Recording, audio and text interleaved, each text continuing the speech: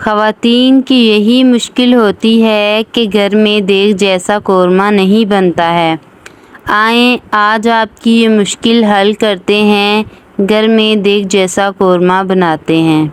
अस्सलाम वालेकुम जी, कैसे हैं आप सब लोग। मैं हूं उम्मीद फ़ातिमा, वेलकम करती हूं आपका उम्मीद फ़ातिमा रेसिपीज़ में। आज बना रहे हैं बहुत ही दानेदार देगी कोरमा। कैसे बनता है ये देखने के लिए आखिर तक जुड़े रहिएगा। चलें जी शुरू करते हैं। बिस्मिल्लाहिर्रहमानिर्रहीम। सबसे पहले एक कढ़ाई ले ली है, उसे मैंने फ्लेम पे रख दिया है। 2 पकाने के चम्मच उसमें ऑयल शामिल किया। 2 मीडियम साइज़ के आलू जिसे मैंने छील के अच्छे से मोटे मोटे टुकड़ों में काट लिया है शामिल करके इसे फ्राई कर लूँगी। आलू को मीडियम फ्लेम पे फ्राई करने के बाद इसे निकाल लेंगे। देखें आलू कितना अच्छा फ्राई हुआ है। ऊपर जब एक लेयर आ जाती है, आलू को जब फ्राई करते हैं ना, उस पर लेयर आ जाती है। जब वो लेयर आ जाए तो आपने आलू को निकाल देना है। आलू को निकाल के रख देंगे साइड में। अब इसी बचे हुए ऑयल में बाकी के मसाले फ्राई करेंगे। एक बड़े साइज़ का टमाटर लिया है जिसे काट लिया है। 2 मीडियम साइज़ के प्याज हैं, सबसे पहले इन्हें मैं ब्राउन कर लूँगी। 4 से 5 जवे लहसुन के हैं और 3 हरी मिर्च जो मैंने काट के रख ली है। प्याज को हल्का ब्राउन कलर आने तक फ्राई करूँगी। चमचा हिलाते हुए इसे फ्राई करेंगे।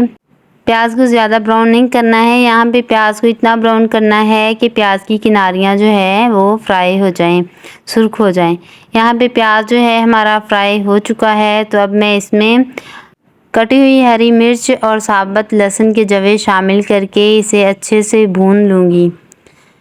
इसको जब तक भूनेंगे जब तक के लहसुन के ऊपर सुर्ख निशान ना आ जाएं।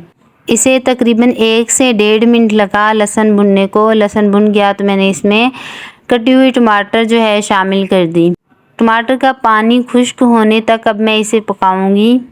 अच्छे से चमचा हिलाते हुए इसे 1 मिनट तक पकाएंगे। फिर इसके ऊपर ढक्कन दे देंगे ताकि टमाटर हमारा अच्छे से गल जाए और उसका छिलका भी अलग हो जाए। ढक्कन दे के इसे स्लो फ्लेम पे 2 मिनट तक रखेंगे। ढक्कन हटाया, बिल्कुल हमारा मसाला तैयार है। यहाँ पे मैंने 1 चम्मच अदरक का पेस्ट शामिल किया था, वो मैं दिखाना भूल गई। मसाले को निकाल लेंगे, प्लेट में अलग रख देंगे।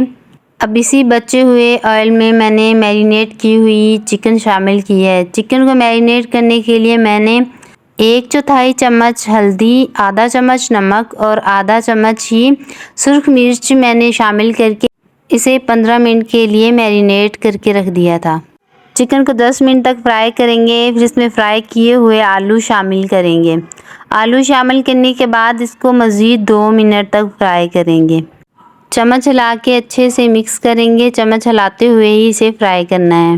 मसाले जो भून के पहले निकाल लिए थे उसको ब्लेंडर के साथ बिना पानी डाले मैंने उसका मिक्सचर बना लिया है, वो शामिल कर दूंगी।